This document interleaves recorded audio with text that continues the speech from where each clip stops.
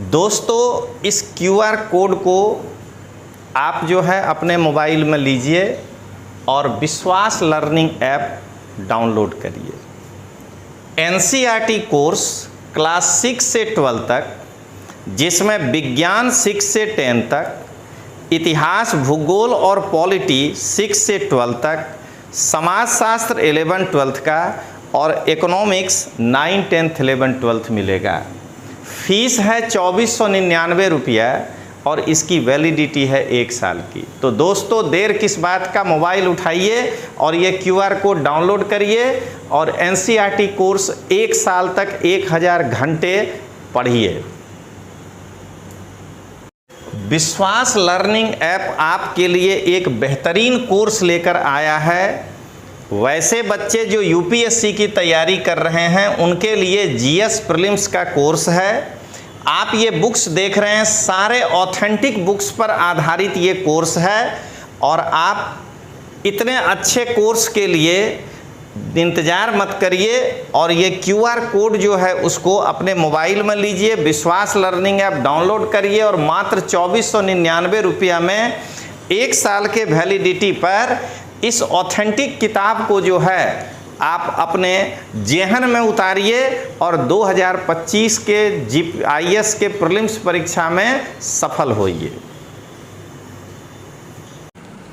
अब आइए charter act 1833। आज तो लिख पा रहे हैं सब लोग, आज कोई दिक्कत नहीं ना है?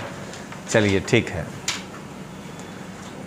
आपकी समस्याओं को भी सुनेंगे, ऐसा नहीं है, ठीक है ना? लेकिन ऑन द स्पॉट तुरंत थोड़ा कठिन होता है, ज़रा समय दीजिएगा, कल का क्लास और इजी होगा आपके लिए। चलिए अब आगे देखते हैं। 1833 का चार्टर, पहला लाइन तो वही फिक्स होगा कि अगले 20 वर्षों के लिए बढ़ाया गया, ठीक ना? अगर ये हट गया तो फिर इस चार्टर का कोई मतलब ही नहीं है, यहीं से ईस्ट इंडिया कंपनी बैक हो जाएगा। तो क्या कहा कि कंपनी को के अधिकार को अगले 20 वर्षों के लिए बढ़ा दिया गया। अब देखिए क्या कहा, कंपनी को सम्राट और उसके उत्तराधिकारियों की ओर से भारत को ट्रस्ट के रूप में नियंत्रित रखने और प्रशासन करने की अनुमति दी गई। इसका मतलब ये हुआ कि अब कंपनी का 1857 के बाद शासन नहीं खत्म हुआ, यहीं शासन खत्म हो गया उसका, क्योंकि अब वो सम्राट का ट्रस्टी है यहाँ। यानी अब जो है भारत का जो सत्ता है वो पूरी तरह से ब्रिटिश क्राउन के ही अधीन है, लेकिन क्राउन कह रहा है कि तुमको ट्रस्टी के रूप में हम जो है ये काम करने के लिए दे रहे हैं। जैसे आज हम आप कोई ट्रस्ट बना लें और उसमें काम करने लगें तो वो भारत सरकार का ही काम हम कर रहे हैं, लेकिन हम उसको अपने से केवल मैनेज कर रहे हैं, ठीक है? तो देखिए वही कहा कि अब आप ब्रिटिश क्राउन और उनके जो उत्तराधिकारी होंगे आगे, उनके ट्रस्टी के रूप में जो है आप भारत का प्रशासन करेंगे या उसका नियंत्रण करेंगे। देख लीजिए, अब निचला लाइन बहुत खतरनाक है, कंपनी फंस गया। जो काम वो, ध्यान रखिएगा, जो काम वो इलाहाबाद की संधि में मुगल बादशाह के साथ किया, 1833 के चार्टर में उसके साथ ब्रिटेन का पार्लियामेंट कर दिया। कहा कि भाई अब आप व्यापार में तो आपको मोनोपोली नहीं रहा, आप बस केवल प्रशासनिक और राजनीतिक दायित्व ही यहाँ पे अब निभाएंगे। व्यापारिक दायित्व में आपके सामने कोई नई कंपनी आ गई तो उनके साथ आपको कंपटीशन करना पड़ेगा। और उसके आने से गलाकाट प्रतियोगिता शुरू हो गया। जब आप पढ़ते हैं वर्ल्ड हिस्ट्री तो वहाँ पर आता है ऑप्शनल में चर्टिस्ट आंदोलन। चर्टिस्ट आंदोलन यहीं से निकला था। चर्टिस्ट का मतलब होता है व्यापारियों का आंदोलन। व्यापारी लोग ब्रिटेन के सरकार के सामने जोरदार रजूआत किया कि क्यों किसी एक ही कंपनी को आप प्रश्रय दे रहे हैं, सबको आगे बढ़ने का अवसर मिलना चाहिए। तो सबको अगर आगे बढ़ने का अवसर मिले तो सरकार उसी से परेशान होकर के कहा कि मैंने दबाव जब नहीं बर्दाश्त कर पाया, ये तो 1833 भारत के लिए है, पूरे विश्व में कह दिया कि अब हर कंपनी कहीं भी जा कर के बिजनेस कर सकता है। तो जब एक से ज़्यादा कहीं भी प्लेयर आ जाए तो उसके उपभोक्ता को लाभ भी है और उससे उपभोक्ता को नुकसान भी है। यही दोनों आपको प्रश्न पूछता है। लाभ यही है कि अब आप दो कंपनियों के बीच गुणवत्ता के आधार पर प्रोडक्ट खरीदेंगे।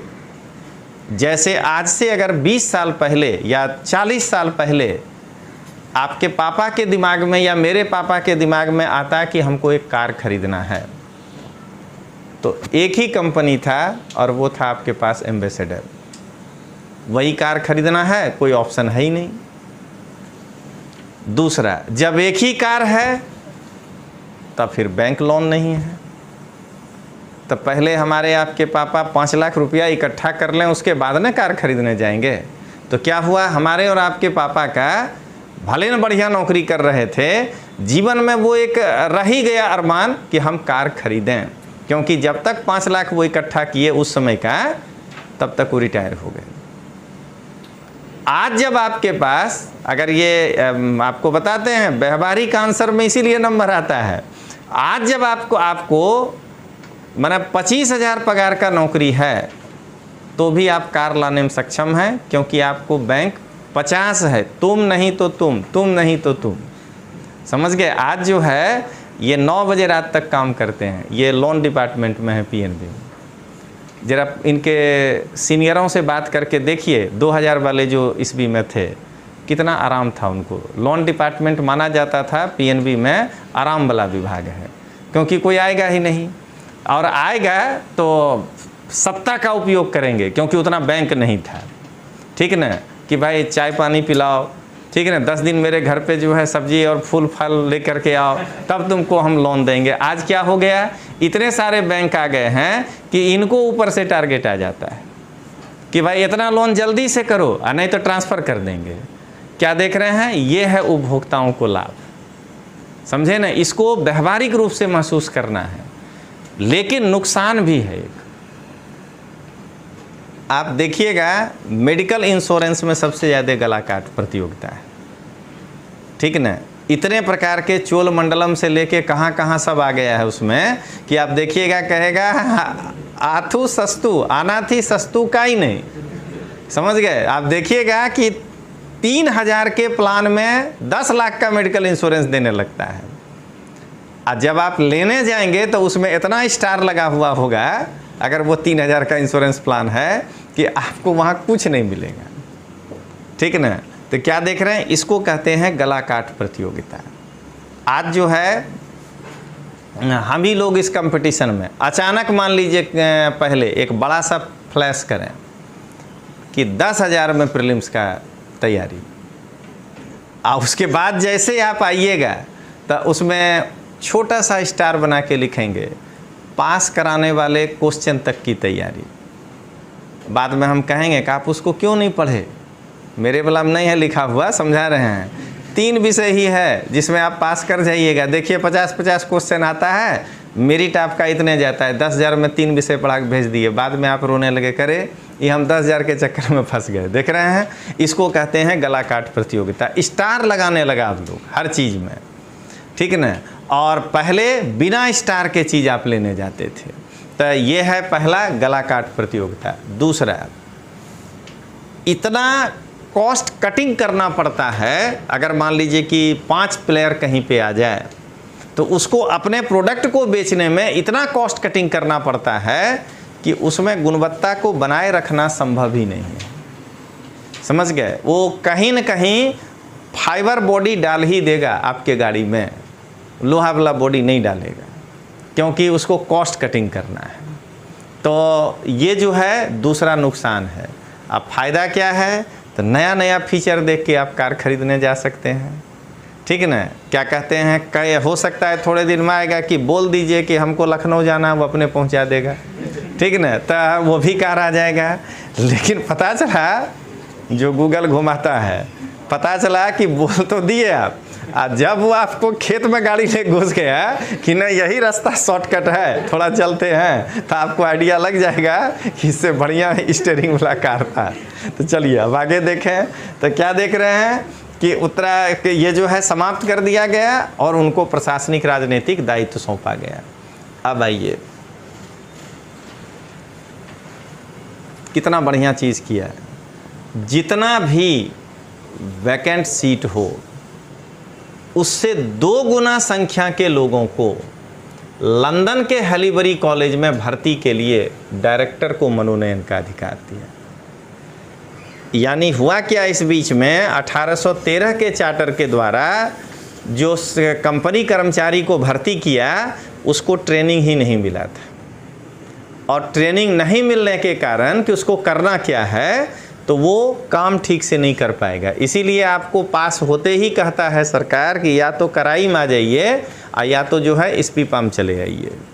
आपको पहले ट्रेनिंग दिया जाएगा, या इस वाला में तो गोल बड़ा है कि भाई या तो मसूरी आ जाइए, ठीक ना। तो जब आप वहाँ जाइएगा तो आपको ट्रेनिंग देगा, क्योंकि बिना ट्रेनिंग के आप कितना भी first rank second rank topper रहिए, आप जो है प्रशासन के चीज़ों को नहीं समझ पाइएगा। तो लंदन के हैलीबरी कॉलेज में ये भी आरपीएससी में कई बार पूछा है, कहता नियंत्रण बोर्ड के सभी प्रमुख मंत्रियों को शामिल किया गया। यानी अब बोर्ड ऑफ कंट्रोल में प्रीवी काउंसिल के मेंबर नहीं हैं, ध्यान रखिएगा। अब बोर्ड ऑफ कंट्रोल में एक्सचेकर जो हुआ करते थे उसके जो चांसलर होते थे वो नहीं हैं। अब जो ब्रिटेन में संसद में जो लोग मिनिस्टर होंगे, फाइनेंस मिनिस्टर, होम मिनिस्टर, ये सब उन मंत्रियों को यहाँ पर ला करके रखा गया। यानी अब बोर्ड ऑफ कंट्रोल पूरी तरह से डेमोक्रेटिक हो गया, क्योंकि जो मेंबर ऑफ पार्लियामेंट होगा वही लंदन में मंत्री बनेगा, मिनिस्टर बनेगा, और वही मिनिस्टर बोर्ड ऑफ कंट्रोल का अब मेंबर होगा, ठीक ना। अब ना तो प्रीवी काउंसिल के मेंबर हैं, ना तो चांसलर ऑफ एक्सचेकर हैं, कोई भी जो व्यक्ति था वो अब नहीं है। अब केवल हो सकता है फाइनेंस मिनिस्टर हो सकता है गृह मंत्री हो, रक्षा मंत्री हो, वैसे लोगों को यहाँ पर रखा गया। और ये वाला क्वेश्चन बार बार आता है कि बंगाल के गवर्नर जनरल को भारत का गवर्नर जनरल बना दिया गया, क्योंकि बार बार झगड़ा होता था। मद्रास और बम्बई का गवर्नर बंगाल के गवर्नर जनरल का बात मानने को तैयार ही नहीं होता था, क्योंकि जब भी वो कहे कि मैं गवर्नर जनरल हूँ, तुमको मेरी बात माननी है, तो वो कहते थे कि बंगाल के हैं आप, भारत के नहीं हैं। मतलब सीधा जो हेडिंग है वही प्रॉब्लम था। इसीलिए ये क्लियर किया गया कि अब बंगाल के गवर्नर जनरल को भारत का गवर्नर जनरल कहा जाएगा, और उसमें लिख दिया गया था कि विलियम बेंटिक जो हैं वो भारत के पहले गवर्नर जनरल बनेंगे। मतलब पहला तो नहीं कहे कि भाई वो गवर्नर जनरल भारत के होंगे, ठीक ना। तो अब देखिए यहाँ पर एक सवाल यूपीएससी में कैसे पूछा है, 2 स्टेटमेंट वाला। निम्न कथनों पर विचार करें।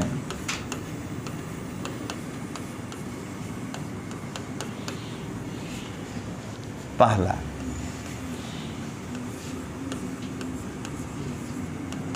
रेगुलेटिंग एक्ट के द्वारा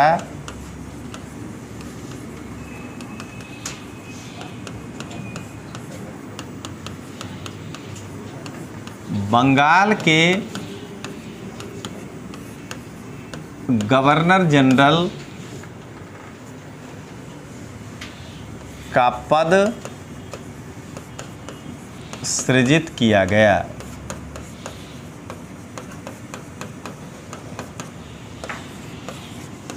(1833) के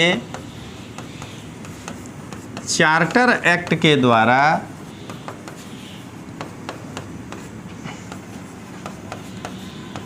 भारत के गवर्नर जनरल का पद सृजित किया गया।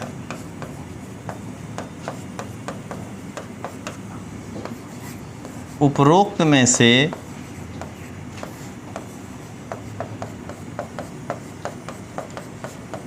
सत्य कथन पहचाने।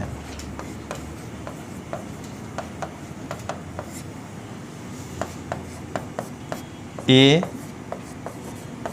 केवल एक, बी केवल दो, सी एक तथा दो दोनों, डी ना तो एक ना तो दो। अगर कहा गया है सत्य कथन पहचाने तो दोनों सही है, आंसर होगा सी। रिलेटिंग एक्ट से ही ना बंगाल का गवर्नर जनरल बना था। और अगर यहाँ कह देता असत्य कथन पहचाने तो आंसर हो जाता डी, ना तो एक और ना तो दो। फिर पकड़िएगा, अगर कहता है सत्य कथन पहचाने और आप ये पहला कथन पकड़ लिए कि ये सही है, तो सत्य लिखे होने के कारण ये ध्यान रखना है अब बी नहीं होगा। अगर पहला आपको मालूम है सही है तो फिर केवल दो कैसे हो सकता है, और ना ही एक नहीं हो सकता है। हमेशा कैसे हम दो पे पहुंचेंगे, देख रहे हैं ना। अगर कहता असत्य कथन पहचाने, पहला स्टेटमेंट सही है तो इसका मतलब केवल एक नहीं होगा, एक और दो नहीं होगा, ठीक ना। इसका मतलब कि बी और डी में से कोई होगा। ऐसे करके जो है आपको पकड़ना है वहाँ पे सवाल को। मतलब कहने का कि अगर आप जीपीएससी दे रहे हैं तो 400 में से 150 सवाल आपको अगर टिक करके आइएगा तो 150 सवाल आपको लाइन बाय लाइन याद नहीं होगा कि नहीं इसका यही होगा। आप जो है 120 तक जो है कन्फर्म होंगे और 25 से 30 प्रश्न इस नकारात्मक पद्धति से आपका सही होगा, तब आप वहाँ तक पहुँचिएगा।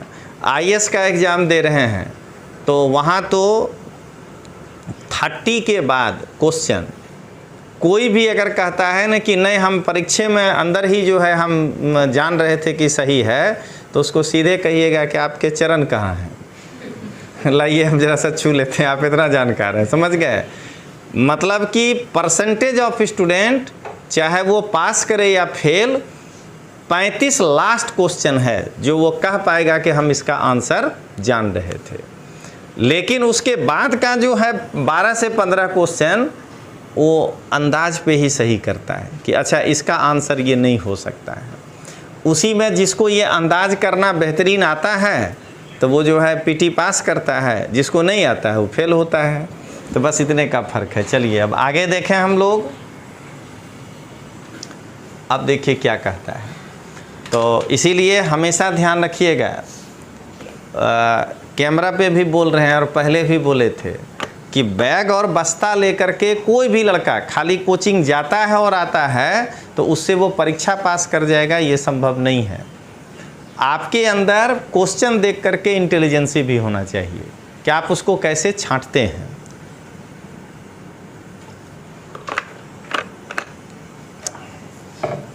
देखिए क्या कहा, परिषद गवर्नर जनरल को संपूर्ण भारत के लिए कानून बनाने का अधिकार दिया गया। भाई अब भारत का गवर्नर जनरल भी बना दीजिएगा कहिएगा कि बंगाल के लिए ही कानून बनाइए तो उसका तो कोई मतलब नहीं बनता है।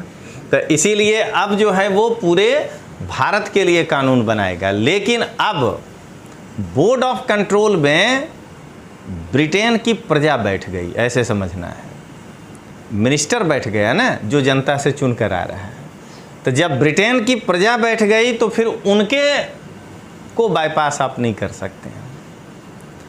इसलिए बोर्ड ऑफ कंट्रोल की अगर अस्वीकृति हो गई तो आपके द्वारा बनाया गया कानून मान्य नहीं होगा। लेकिन अगर बोर्ड ऑफ कंट्रोल आपको स्वीकृति देता है तो आपके द्वारा बनाया गया कानून मान्य होगा।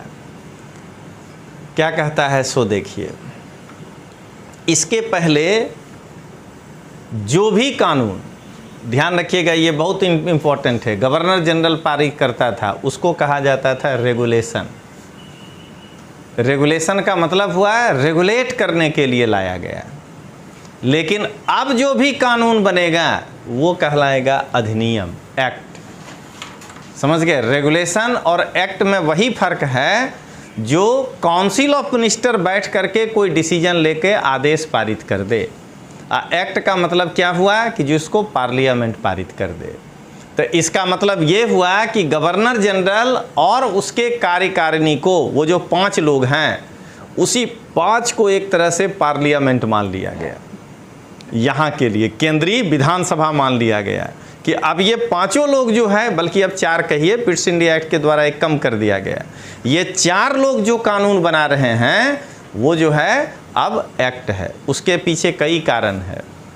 पहले बंगाल का गवर्नर जनरल बंगाल के लिए कानून बनाता था, मद्रास का गवर्नर जनरल मद्रास के लिए बनाता था रेगुलेशन, इसीलिए बार बार कहा जाता था बंगाल रेगुलेशन इतना, मद्रास टेनेंसी एक्ट, देख रहे हैं ना, ये जो है उसके हिसाब से। लेकिन अब ये पूरे भारत के लिए बना रहा है तो अब इसको हम एक्ट कहेंगे। परीक्षा में प्रश्न आपको यही आएगा कि रेगुलेशन को समाप्त करके एक्ट के द्वारा भारत पर प्रशासन करने का जो है कहाँ से शुरुआत हुआ है, किस चार्टर के द्वारा हुआ है। अब आइए, बम्बई मद्रास की परिषदों की विधि निर्माण की शक्ति वापस ले ली गई, ठीक तो है। अब जब यहीं से कानून पास होने लगा तो ये नीचे वो कानून क्यों बनाएंगे, नहीं तो फिर यहाँ भी रेगुलेशन और यहाँ पर एक्ट, फिर दोनों आपस में लड़ने लगेगा। ये रेगुलेशन पास करेगा, ये यहाँ से उसके विरुद्ध में एक्ट पास कर देगा। तो ये जो है इसको मिनिमाइज किया गया। अब आइए आगे देखें, फिर से चौथा मेंबर आ गया। आपसे अगर पूछे कि रेगुलेटिंग एक्ट के बाद किस चार्टर के द्वारा वायसराय की कार्यकारिणी में पुनः 4 सदस्यों को लाया गया, तो वो हो गया 1833 का चार्टर। उसका कारण है, आप जो कुछ भी बोलते हैं या आप जो कुछ भी कानून पास करते हैं तो उसमें हो सकता है कि कायदा के हिसाब से, लॉ के हिसाब से कुछ कमियां रह गई। तो लॉ का परामर्श लेने के लिए आप एक ऐसा करिए, लीगल एक्सपर्ट को अपने साथ ज़रूर रखिए।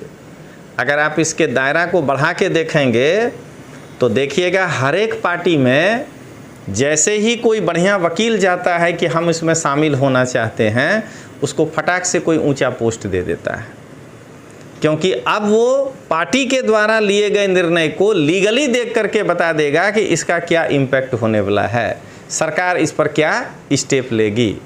भारत सरकार क्यों विधि मंत्रालय बना के रखा है? भारत सरकार को किससे डर है? डर है सुप्रीम कोर्ट से डर है। तो जब भी वो कोई बिल लाएगा तो उसको अगर लगता है कि एक बार विधि मंत्रालय से सलाह ले लो कि इसमें क्या क्या लीगल प्रॉब्लम हो सकता है, तो वहाँ से वो सुधार करके भेजेगा। और इसीलिए EWS कानून नहीं फंसा। देख रहे हैं ना, EWS कानून जो है कोर्ट में जाने के बाद भी अभी तक नहीं फंसा। क्यों? क्योंकि उसको लीगल डिपार्टमेंट से पहले ले लिया गया पूरा उसका रिव्यू कि क्या क्या हो सकता है सुप्रीम कोर्ट में। तो हर काम के लिए एक लीगल व्यक्ति का होना जरूरी है। तो इसलिए विधिक परामर्श के लिए गवर्नर जनरल को उसके परिषद में एक विधि सदस्य के रूप में चौथे मेंबर को शामिल किया गया। लेकिन ये ध्यान रखिएगा कि इसका दृष्टिकोण बहुत बड़ा कभी नहीं होगा। ये केवल कानूनी बात ही देख पाएगा, लेकिन इस डिसीजन से जनता में क्या प्रभाव पड़ेगा ये जो है ये नहीं बता पाएगा। तो इसलिए कहा गया कि आप परिषद की बैठक में भाग लेंगे विधिक सदस्य, लेकिन जब वोटिंग होगी तो आपको वोटिंग राइट्स नहीं मिलेगा, आप वोट नहीं करेंगे। विधियों के संहिताकरण के लिए गवर्नर जनरल को आयोग गठित करने का अधिकार दिया। अब कोई लॉ बनाना है, जैसे कॉर्नवालिस कोड ऑफ कंडक्ट बनाया, वो खुद बैठ के बना दिया, अब नहीं कर सकते हैं। अब आपको पहले एक कमीशन बनाना होगा। और इसीलिए जब आप कहते हैं IPC का धारा 1861, तो उसके साथ नाम लेते हैं कि नहीं पील कमीशन के सलाह पर ये IPC की धारा को रखा गया। तो अब एक आयोग बनाया जाएगा, उसको अधिकार दिया गया। अब आइए, प्रथम विधि आयोग का सदस्य कौन था? Lord Macaulay. ठीक है, लॉर्ड मैकाले को की अध्यक्षता में एक 4 सदस्यीय प्रथम विधि आयोग का गठन किया गया। यानी 1834 से ही सुगबुगाहट शुरू हो गया कि भारत में नया कायदा लेकर के आना है। तो लॉर्ड मैकाले वही हैं, उनका ये चिट्ठी है। लॉर्ड मैकाले कितना बढ़िया बात लिखे हैं, जरा देखिए। लिखते हैं कि I have travelled across the length and breadth of India, मैंने भारत को लंबाई चौड़ाई दोनों में हम घूम चुके हैं, मैंने पूरा भारत घूम चुके हैं। And I have not seen one person who is a beggar, हम एक भी आदमी नहीं देखे भारत में जो भिखारी हो, भीख मांगता हो। मैंने सोचिए हम कहाँ थे कहाँ आ गए। इसको देखिएगा, कहता है हु इज ए थेप, या वो चोरी कर रहा हो। देख रहे हैं, सच wealth I have seen in this country, संपत्ति देखे हैं हम इस कंट्री के अंदर। कहता है सच हाई मोरल वैल्यूज, लोगों में मोरल वैल्यूज है। क्या देख रहे हैं, पीपुल ऑफ सच कैलिबर, लोगों में कैलिबर भी है। That I do not think we would ever conquer this country, हम इस कंट्री को नहीं जीत सकते हैं। यानी मैकाले जो है उसके बाद जो लिखा कि क्यों जीत सकते हैं, वो नीचे लिखा है कि अगर इसको हराना है तो यहाँ के ओल्ड पढ़ाई सिस्टम को ख़त्म कर दो, समझ गए, इनके कल्चर को ख़त्म करना शुरू करो। उसके बाद ही जो है ये अपना जब संस्कृति भूलेंगे तो मेरी बात सुनना शुरू करेंगे। तो ये लाइन का मेन यही है कि निचला वाला लाइन ज़्यादा हाईलाइट होता है। देख लीजिए, I propose that we replace her old and ancient education system, her culture, for if the Indian think that all that is foreign and English is good and greater than their own, they will lose their self esteem। देख रहे हैं ना, माने अगर भारतीय अपनी पुरानी परंपराओं को भूल जाएं और उनके दिमाग में आ जाए कि अंग्रेजी ही बेस्ट है, उनका ही कल्चर बेस्ट है, तो वो अपनी स्वाभिमान को भूल जाएंगे और उसके बाद हम उनको जीत सकते हैं। ये जो है लॉर्ड मैकाले का चिट्ठी है। दम है पॉलिटी पढ़ाने वाला फैकल्टी को कि चिट्ठी निकाल के ले आए कि इसमें क्या लिखा हुआ है। तो यही चीज़ है कि हम लोग अब ये लाभ आपको मेरे पॉलिटिक्स ज्वाइन करने के कारण मिला है, समझ गए ना। हम लोग अब यही सब पढ़ते हैं रात में मोबाइल में, और आप क्या पढ़ते हैं, dashcoaching.com समझ गए। हम लोग यहाँ हैं अब वो सब चीज़ नहीं देखते हैं कि BL ग्रोवर में क्या लिखा है, क्योंकि जब अब हम सामने वाले को प्रहार करेंगे तो हमको कोटेशन बताना होगा। देखिए 2 फरवरी 1835 का ये चिट्ठी है। तो लॉर्ड मैकाले को विधि आयोग का अध्यक्ष बनाया गया, दास प्रथा को विधि विरुद्ध घोषित किया गया और 1843 में जाकर के दास प्रथा समाप्त कर दिया गया। ये इम्पैक्ट तो 1833 के चार्टर का है, लेकिन ख़त्म किया गया 1843 में। अब आइए, इस एक्ट में कम से कम 100 गो धारा तो था इसका मन, क्योंकि 87, ठीक ना। देख लीजिए आर्टिकल 15 का एक छोटा सा भाग यहाँ आपको दिखाई देगा। कहता है धारा 87 की कंपनी के अधीन सरकारी पदों के चयन में किसी व्यक्ति को धर्म, जन्मस्थान, मूल वंश या रंग के आधार पर अयोग्य नहीं ठहराया जाएगा। इसका मतलब इसके पहले ठहराया जाता था अयोग्य, ठीक ना, तभी जो है ये बात कहा गया। गवर्नर जनरल की परिषद को राजस्व के संबंध में पूर्ण अधिकार प्रदान करते हुए उसे संपूर्ण देश के लिए बजट तैयार करने का अधिकार दिया गया। अब जरा सोचिएगा कि आप जो 4 लाइन BL ग्रोवर, लक्ष्मीकांत, जैन, पांडे, उसमें इससे ज़्यादा नहीं लिखा है। ये सब ओरिजिनल दस्तावेज का कमाल है जो आप नए सिरे से पॉलिटी पढ़ रहे हैं इस बार। जो भी पिछला पॉलिटी पढ़ा है उसमें से आपको जो नया दिख रहा है उसका कारण यही है कि कहेगा कि बजट तैयार करने का अधिकार गवर्नर जनरल को किस एक्ट के द्वारा दिया गया था, ठीक है। तो आपको जवाब देना है 1833। आज फिर देख लीजिएगा, इसको ख़त्म करेंगे और क्लास रोकना है। उसके बाद 1858 नहीं पहुंच पाए, देख रहे हैं ना। तो लेकिन यहाँ तक में जो आपके पास पिक्चर क्लियर होगा उसको चेक करने का साधारण तरीका बताते हैं। साधारण कि हर फ्लोर पर से जो विद्यार्थी पढ़ के निकले वो तो दोस्ते होगा आपका, तो उससे ज़रा पूछिए, अरे यार ये समझे में नहीं आ रहा है क्या होता है, आपको समझ में आ जाएगा कि दिल्ली की फैकल्टी क्या पढ़ा गया है। दिक्कत यही है कि ये इतना डिटेल्स पढ़ाने का दम ही नहीं है, क्योंकि वो खुद चकरा जाएगा पढ़ने में, क्योंकि उसका अंतिम जो है दौड़ वो जे.एन. पांडे है या डी.डी. बसु है या लक्ष्मीकांत है, उसके पास ओरिजिनल सोर्स नहीं है। अब आइए क्या देखें, बजट बनाने का अधिकार सबसे पहले 1833 के चार्टर में दिया गया। अब आइए 53, तो अब यहीं पे रोकते हैं क्योंकि 2 घंटा हो गया। अब 53 से लेकर के फिर कल देखेंगे, ठीक ना। इस हफ्ता आप लकी हैं कि मंगल भी क्लास हुआ, बुध भी होगा, शुक्र भी होगा। राजा इस मूड में था कि अभी हम आंशिक रूप से खत्म किए हैं ताकि कंपनी कमजोर हो जाए, कंपनी को घाटा लगे, क्योंकि 4-5 कंपनी आ जाएगी तो पहले वाले को घाटा लगेगा और धीरे धीरे कंपनी कमजोर हो। और जैसे कंपनी कमजोर होगी, कंपनी के एक अधिकार को कंप्लीटली समाप्त कर देंगे और कहेंगे भारत ओपन मार्केट है, जिसको जाना है व्यापार करते रहो, और कंपनी को कमजोर कर देंगे। और वही हुआ भी 1833 में, कंपनी के एक अधिकार को पूर्णतः समाप्त कर, कंपनी के एक अधिकार को पूर्णतः समाप्त। सोचिए, ये ब्रिटेन वाले अपने कंपनी के नहीं हुए, हमारे होंगे? कभी नहीं होंगे। भारत के लोगों को लगा था ऋषि सुनक प्रधानमंत्री बन गए हैं, अब तो कोहिनूर हीरा लौटा देंगे, छऊ नहीं लौटाने वाले। समझ में आ गया कि नहीं आ गया? क्या चीज हो गया? कुछ नहीं। पाकिस्तान वाला कर आई थी, तो जब पैदा हुए थे उस वो वाला एरिया अब हमारे में आ गया है। वो अपना दिमाग लगाते रहता है, तो कोहिनूर हीरा हमको मिल जाना चाहिए, उसका अलग ही दिमाग है।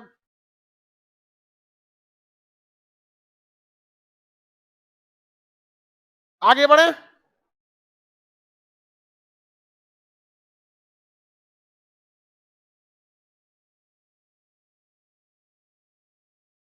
रेडी? चलिए, तुम काला लड़का किसे बतिया रहा था फोन पे? दोस्त कॉल किया था। चलो आगे बढ़ते हैं हम लोग। बतिया नहीं करो तुम लोग कोई। ठीक है, 1 जनवरी आने वाला है। देखो बाबू, अभी 2-3 दिन बचल है, अभी से रोना का चालू करो कि पैसे नहीं आया है, घर वाले भेजबे नहीं करते हैं। यहाँ पे सस्ता में काम खत्म करो लोग। चलो, ये सब नहीं कि ले जाके सीआर उआर गिफ्ट करे।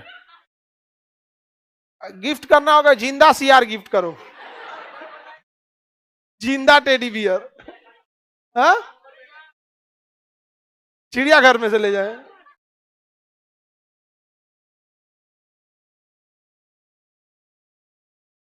आगे बढ़ते हैं।